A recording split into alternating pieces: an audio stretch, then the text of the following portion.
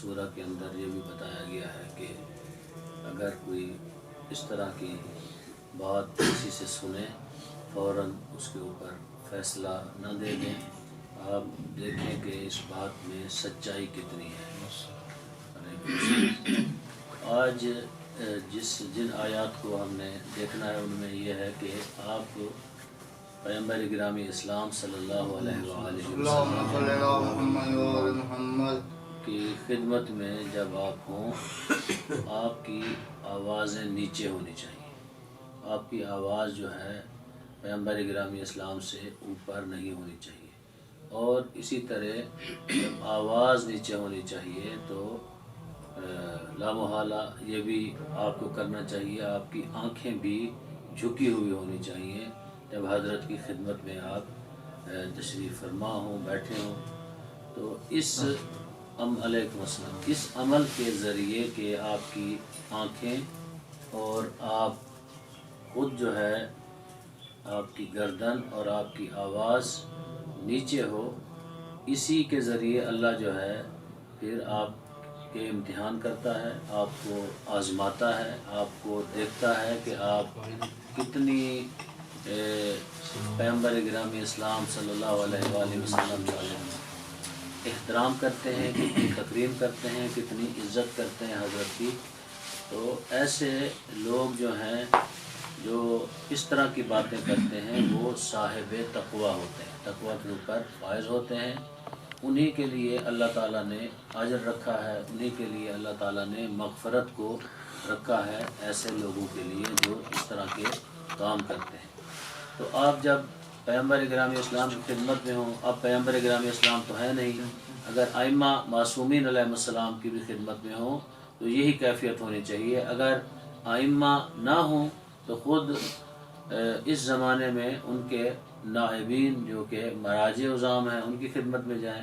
اسی طرح آپ نیچے تک آتے جائیں تو آپ کے والدین، والد، والدہ، ان کا اکرام، احترام، عزت، شرف یہی ہے جو قرآن حکیم نے ذکر کیا ہے کہ جب والد سے بات کریں تو آپ کی آواز دھیمی ہونی چاہیے، والد کی آواز سے اونچی نہیں ہونی چاہیے. اور اپنی آنکھ نیچے رکھیں. کبھی کبھی بچے ایسے آنکھ پھوڑ کے جو ہیں اپنے ماں باپ کی طرف دیکھتے ہیں. یہ جب نگاہ اس طرح کی دیکھیں گے تو اس کے لیے اللہ تعالیٰ نے بہت سخت عذاب رکھا ہے ایسے لوگوں کے لیے جو اس طرح والدین کی خدمت میں ہوں اور والدین کے سامنے کھڑے ہو جائیں اور جرأت مندی سے اس طرح کی باتیں کرنا شروع کر دیں جو کہ ایک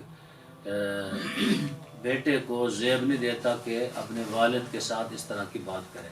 تو اللہ تعالیٰ نے قرآن حکیم میں ان چیزوں کے ذریعے اصل خطاب پیغمبر گرامی اسلام کو کیا ہے، لیکن کیونکہ قرآن جو ہے یہ ایسی کتاب ہے جو ہمیشہ کے لیے ہے اور ہمیشہ رہنی ہے، سب کو اس کے ذریعے اللہ تعالیٰ نے متوجہ کیا ہے کہ آپ چاہتے ہیں کہ آپ کے لیے اجر عظیم ہو اور آپ کے لیے مغفرت ہو، آپ کی بخشش ہو، آپ قیامت کے دن سرخرو ہوں، آپ وہاں جنت میں جائیں اور آپ وہاں ایک اعلیٰ مقام پہ فائز ہوں. تو پھر آپ کو ان باتوں کا دھیان رکھنا چاہیے. اس کے بعد فرمایا ہے کہ لوگوں سے خطاب کر کے کہ جو لوگ پیغمبر گرامی اسلام کی خدمت میں ہوتے تھے کہ آپ لوگ جب پیغمبر گرامی اسلام کی خدمت میں جائیں، ان کے گھر جائیں تو وہاں باہر کھڑے ہو کے روشن دانوں سے آوازیں نہ دیں. یعنی عقب سائڈ، پچھلی سائڈ سے کھڑے ہو کے آپ آوازیں نہ دیں، جسے پچھواڑا بھی کہتے ہیں، اس کی طرف کھڑے ہو کے آپ آوازیں نہ دیں. وہاں اس زمانے میں عرب جو ہیں کیا کرتے تھے، کمرے کے پیچھے کھڑے ہو کے، پیچھے جو روشن دان ہوتے ہیں وہاں سے آواز دیتے تھے، اے رسول آپ آ جائیں، اے محمد صلی اللہ علیہ وآلہ وسلم آپ آ جائیں، ہمیں کام ہے آپ کے ساتھ، ہم آپ کو ملنا چاہتے ہیں. اللہ تعالیٰ نے منع کر دیا، کہا کہ حجروں کے پیچھے کھڑے ہو کر آپ پیغمبر کو ندا نہ دیں. وہ لوگ جو کیا ہیں ندا دیتے ہیں، قرآن میں آیا ہے کہ ان الذین ینادون من وراء الحجرات اکثرهم لا یعقلون. جو آواز دیتے ہیں، ندا دیتے ہیں، جو لوگ کہاں سے ندا دیتے ہیں؟ حجروں کے پیچھے سے. علیکم السلام. اکثر لوگ جو ہیں وہ عقل نہیں رکھتے، بے وقوف لوگ ہیں. لہذا قرآن نے ایسے لوگوں کو بیوقوف کہا ہے، اسی لیے کہا گیا کہ آپ اپنے والدین کی خدمت میں بھی جائیں تو اس طرح کا کام نہ کریں جس سے ان کو اذیت ہو، آزار ہو، ان کا احترام کریں۔ آیت اللہ مرعشی نجفی ایک بہت بڑے مجتہد تھے، بہت بڑی شخصیت تھے، بہت متقی انسان تھے، صاحب تقوی تھے۔ وہ شخصیت تھے کہ جنہوں نے اپنی پوری زندگی میں خود آتے تھے حرم میں، نماز پڑھاتے تھے، چلے جاتے تھے۔ پھر ایک عرصہ گزرا، کسی ایک تاجر نے دیکھا کہ آغا پیدل آتے ہیں تو انہوں نے ایک گاڑی ان کو گفٹ کر دی کہ آپ گاڑی کے اوپر آیا کریں نماز کے لیے اور گاڑی پہ جایا کریں، بزرگ ہیں آپ۔ تو انہوں نے کیا کیا، ایک آدمی جو ان کے نماز میں ان کے بالکل پیچھے بیٹھتا تھا اکثر آ کے، جانتے بھی نہیں تھے کون ہے، اس کو بلایا، کہا کہ تم گاڑی چلا سکتے ہو؟ اس نے کہا ہاں چلا سکتا ہوں۔ کہا تیرا کوئی روزگار ہے؟ اس نے کہا کہ نہیں، کبھی کوئی دہاڑی لگتی ہے کبھی نہیں لگتی۔ تو گاڑی کی چابی دے دی، کہا کہ یہ لے جاؤ، اس کو چلاؤ، اس سے اپنے بچوں کا گزر بسر کرو، جو آپ پیسے کمائیں، آپ کا فقط کام کیا ہے، مجھے نماز پہ لے آؤ، گھر چھوڑ، اس کے علاوہ نہ میرے بچوں کو لے جانا ہے، نہ میرے گھر والوں کو، کسی کو بھی نہیں لے جانا، یہ گاڑی آپ کی ہے۔ تو وہ آغا مرعاشی کیسے بنے؟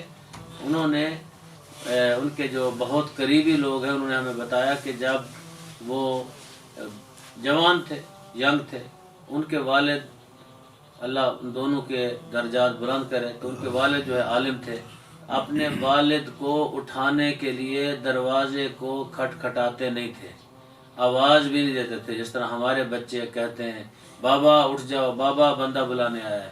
تو وہ کیا کرتے تھے اٹھانے کے لیے، جب ماں کہتی تھی جاؤ باپ کو اٹھاؤ یا کیا ہے، ویسے انہوں نے کہا ہوا تھا کہ مجھے اس وقت اٹھا دینا، جاتے تھے، ان کے پاؤں کے تلویں جو ہیں ان کے اوپر اپنے رخسارے رکھتے تھے، ان کے والد جو ہے اٹھتے تھے۔ تو وہ اس مقام پہ آئے، مرعاشی نجفی فائز ہوئے، ان کا یہ مقام، ان کی یہ عزت، ان کی یہ عظمت جو ہے، والدین کا اکرام اور احترام۔ کئی ایک مثالیں ہیں جو علماء بزرگان گزرے ہیں جو اپنے والدین کا احترام کرتے تھے۔ تو یہاں کہا گیا ہے کہ پیغمبر گرامی اسلام کو حجروں کے پیچھے سے نہ پکارو، جو پکارتے ہیں وہ کم عقل ہوتے ہیں، ان کی عقل جو ہے کم ہوتی ہے۔ جو بچہ ماں باپ کے ساتھ بھی اس طرح کا رویہ رکھے وہ بھی کیا ہے، کم عقل ہوتا ہے، اس کی عقل بھی بہت کم ہوتی ہے۔ ایسے لوگ جو ہیں کامیاب نہیں ہوتے۔ خسرت دنیا والآخرہ، دنیا میں بھی خسارہ ہے ان کے لیے، آخرت میں بھی ان کے لیے خسارہ ہے۔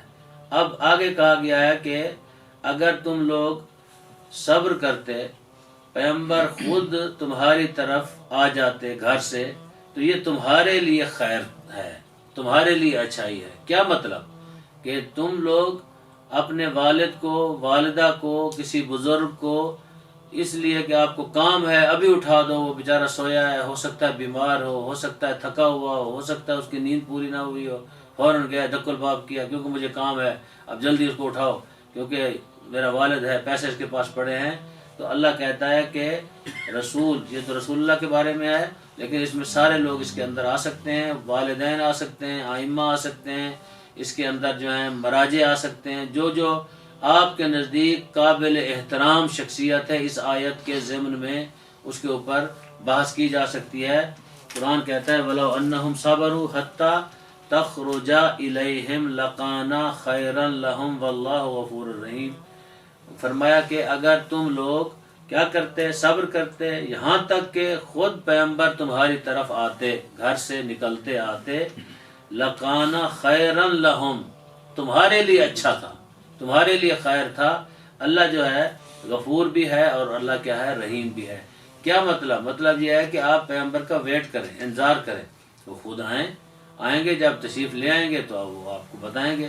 کیا آپ تصور کر سکتے ہیں کہ پیغمبر گرامی اسلام کسی کو وقت دیں اور وقت پہ نہ آئے؟ یہ نہیں ہو سکتا، کسی کو وقت دیں وقت پہ نہ آئے۔ یا کیا ہے، کسی کو بھی وقت نہ دیں، ایک وقت خاص ہے اللہ سے ملاقات کے لیے، لقاء کے لیے۔ کیا پیغمبر نماز کے لیے مسجد میں نہیں آتے تھے وقت پہ؟ پہلے آتے تھے، نوافل پڑھتے تھے، وہاں بیٹھتے تھے مسجد میں، اور آخر میں مسجد سے آپ خارج ہوتے تھے، وہاں رہتے تھے۔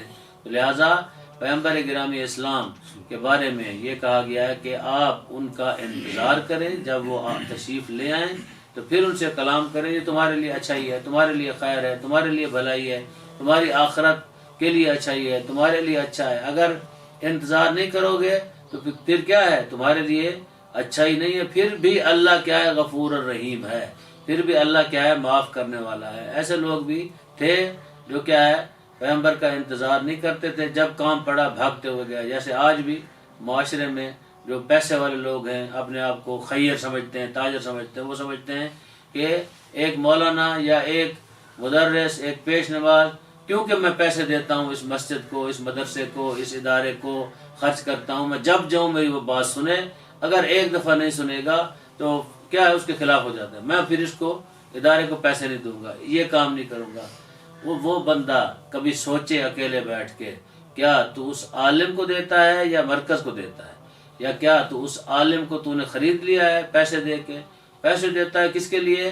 اپنی عاقبت کے لیے، اگر ویسے دیتا ہے۔ اگر واجب دیتا ہے تو وہ مال امام ہے، کسی کے اوپر احسان نہیں ہے۔ مرحوم علامہ صفدر حسن نجفی رحمۃ اللہ علیہ، ان کا ایک واقعہ، وہ موچی دروازے میں آغا علی موسوی رحمۃ اللہ علیہ، ان کے دوست بھی تھے، انہوں نے اپنے دوستوں کی جو فہرست لکھی ہے وصیت نامے میں، ان میں آغا علی بھی دوست لکھا ہے، اور قبلہ حافظ صاحب کو بھی انہوں نے دوست لکھا ہے کہ میرے دوست پاکستان میں کتنے ہیں اور میرے دوست ایران میں کتنے ہیں۔ ایرانی اور پاکستانی دوست انہوں نے اپنے وصیت نامے میں ذکر کیے ہوئے، ان میں آغا علی بھی ان کے دوستوں میں شامل ہے۔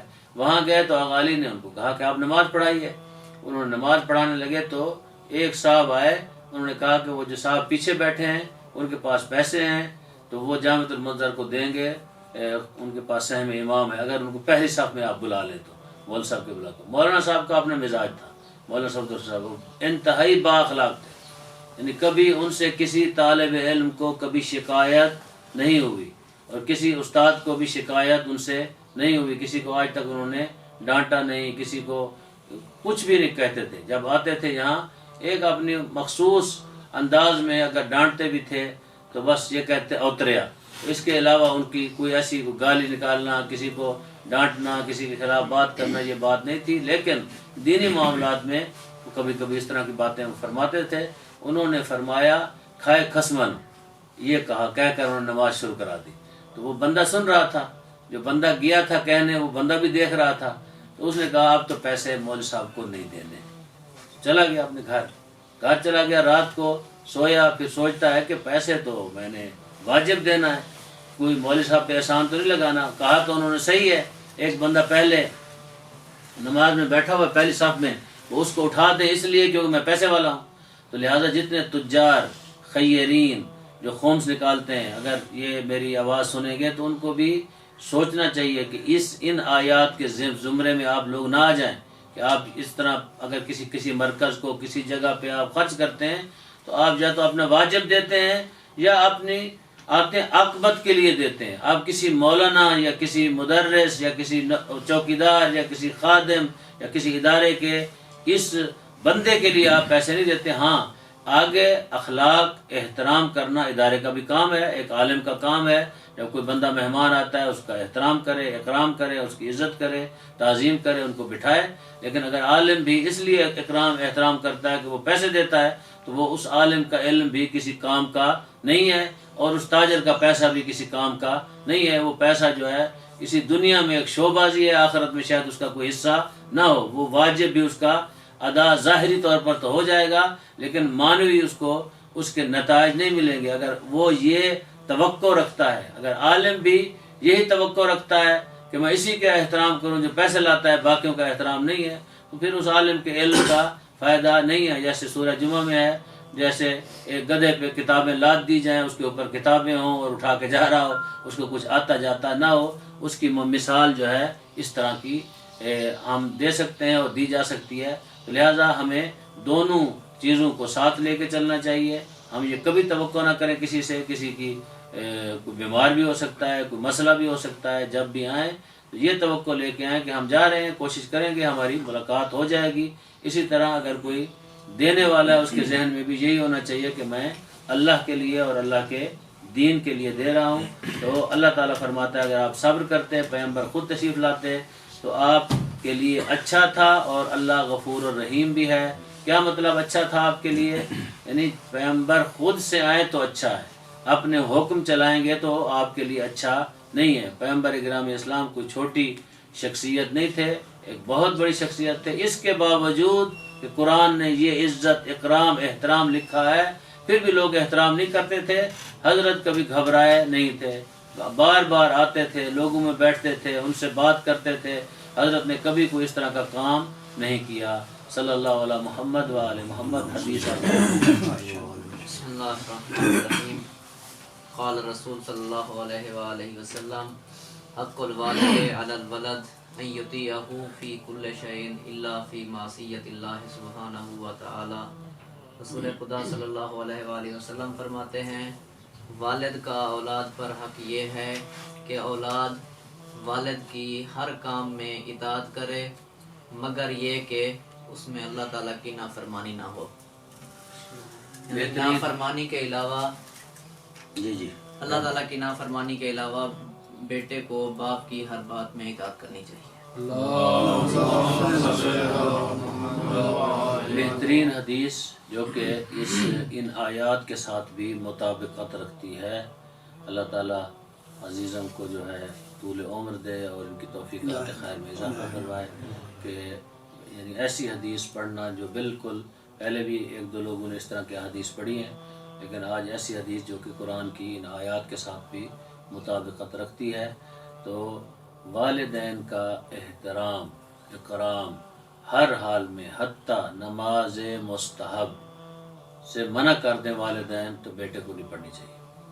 روزہ مستحب بھی ہے، اس سے منع کر دیں والدین تو وہ نہیں رکھنا چاہیے۔ زیارت پہ جانا ہے، منع کر دیں نہیں جانا چاہیے۔ اس طرح کے کئی ایک واقعات تاریخ میں ملتے ہیں۔ ایک شخص پیغمبر گرامی اسلام کے زمانے میں تھا، جنگ تھی، وہ جانے لگا جنگ پہ، والد بوڑھا تھا، وہ آیا اور والدہ بھی پیغمبر کی خدمت میں عرض کی یا رسول اللہ میرے ماں باپ جو ہیں بوڑھے ہیں، وہ راضی نہیں ہے کہ میں جاؤں، وہ کہتے ہیں ہماری خدمت کریں۔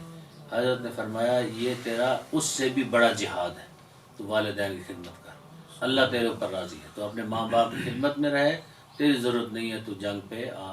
اس طرح کے اور بھی کئی ایک واقعات ملتے ہیں جہاں اس طرح کی چیزیں فقط واجب اور حرام چیزوں میں اطاعت واجب نہیں ہے۔ مثلا والد کہتا ہے کہ نماز واجب جو ہے مسجد میں نہ پڑھو تو وہ نہ پڑھو، مسجد میں جا کے پڑھنا مستحب ہے، وہ کہتا ہے گھر میں پڑھو، مسجد نہیں جا سکتے۔ آپ کا والد کہتا ہے جامعہ میں جا کے نماز نہیں پڑھنی، بیٹا گھر میں پڑھنی ہے تو گھر میں پڑھو، والد کی اطاعت کرو۔ وہاں مسجد میں آ کے نماز، وہ مسجد میں نماز پڑھنے کا ثواب بھی بہت زیادہ ہے۔ اگر 10 نمازی اکٹھے ہو جائیں تو اس کا ثواب لکھا نہیں جا سکتا، اتنا زیادہ ثواب ہے۔ کہ اس کے باوجود بھی کہا گیا ہے کہ کیا کرو، والد کی، والدہ کی اطاعت کرو۔ ہاں مگر والد کہتا ہے نماز ہی نہ پڑھو۔ اس میں بھی اسلام نے کیا خوبصورت، اسلام نے والدین کے بارے میں اسلام نے بیان کیا ہے کہ وہ یہ نہیں کہا کہ والد کو سامنے دکھا کے نماز پڑھو تاکہ اس کو اذیت ہو۔ ایک والد جو ہے نماز کو پسند نہیں کرتا، وہ تو اس کا جواب اللہ خود دے گا۔ مومن شاہ صاحب یا آپ میں سے کوئی بندہ، شکیل صاحب، یہ نہیں ہے کہ یہ کہیں کہ میرا والد جو ہے بے دین ہے تو میں اس کی ایسی تیسی پھیر دوں گا، نہیں۔ آپ ایسی جگہ پہ نماز پڑھیں تاکہ اس کو پھر بھی تکلیف نہ ہو۔ گو واجب ہے نماز پڑھنا آپ کے اوپر، نماز کو ترک نہیں کر سکتے اس کے کہنے پہ، پڑھنی ہے لیکن اس کی اذیت کا سبب نہ بنے۔ باقی جنت جہنم اللہ تعالیٰ نے دینی ہے، ہو سکتا ہے اللہ تعالیٰ کسی ایک عمل کی وجہ سے اس کو معاف کر دے، ہو سکتا ہے جہنم میں پھینک دے، وہ تو اللہ نے وہاں اپنا فیصلہ سنانا ہے۔ ہم خدا بننے کی کوشش نہ کریں۔ واجب نماز ہے یا کیا ہے، حرام ہے کام۔ والد کہتا ہے شراب پیو، شراب پیو تو شراب وہاں نہ پیے۔ اگر والد کہتا ہے کہ بس میں آپ پہ ناراض ہو جاؤں گا، پیو، وہاں سے لے جائے اٹھا کے اس کو باہر لے جائے، کہ میں وہاں جا کے پی لوں گا، وہاں جا کے پھینک دے، نہ پیے اس کو۔ یعنی ان کی اطاعت ان کاموں میں نہ کرے، لیکن باقی جتنے کام ہیں مستحبی اور مباح کام، سب کاموں میں ان کی کیا ہے، اطاعت ضروری ہے۔ والد کہتا ہے جی آپ زیارت پہ نہ جائیں، والد کہتا ہے عمرے پہ نہ جائیں، وہ نہ جائیں۔ والد کہتا ہے ایک حج کر لیا باقی حج کرنے کی ضرورت نہیں تو پھر نہیں کرنا چاہیے۔ والد کہتا ہے آپ نے پیسے فلاں مدرسے کو نہیں دینے تو نہ دے، کیونکہ والد جب کہہ رہا ہے، منع کر رہا ہے تو اس کو منع ہونا چاہیے، حتیٰ کہ اس کے واجبات بھی کیوں نہ ہوں، کسی اور مدرسے کو دے دے۔ اس مدرسے پہ اگر والد راضی نہیں ہے اس کو نہ دے، جس پہ راضی ہے اس کو وہاں دے دے۔ اس کا اجر و ثواب اللہ نے جہاں اپنی توحید کا تذکرہ کیا ہے وہاں بعد میں فوراً کہا ہے وبالوالدین احسانا، والدین کے ساتھ کیا ہے؟ نیکی کرو۔ والد والدہ چاہے جس مرحلے میں پہنچ جائیں احترام اکرام ضروری ہے۔ حضرت یوسف علیہ السلام کے آپ واقعے میں دیکھتے ہیں کہ پڑھتے ہیں کہ حضرت یوسف کی نسل سے نبوت کو اللہ نے اٹھا لیا۔ کیوں؟ اس لیے کہ ایک دفعہ انہوں نے سوچا جب ان کے والد مصر میں تشریف لے گئے، ایک دفعہ سوچا کہ میں کیونکہ یہاں کا بادشاہ ہوں اور میں گھوڑے سے اتروں، صرف ذہن میں یہ بات لے آئے، فوراً اتر گئے۔